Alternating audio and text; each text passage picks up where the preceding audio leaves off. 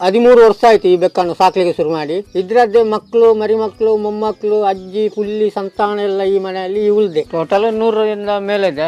ಈಗ ನಮಗೆ ಮದುವೆ ಆಗಿ ಸಾಧಾರಣ ಒಂದು 10, 15, 20 ವರ್ಷವರೆಗೆ ಮಕ್ಕಳಿಲ್ಲ. ನಾವು ಆಗ ಬಂದ್ರಲ್ಲ ತಾಯಿ, ಇವರು, ನಾವು 3 ಜನ.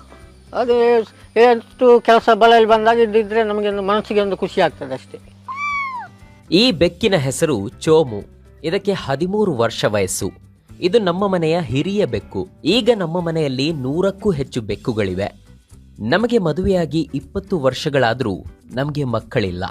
ಈ ಬೆಕ್ಕುಗಳು ನಮ್ಮ ಮಕ್ಕಳ ಹಾಗೆಯೇ.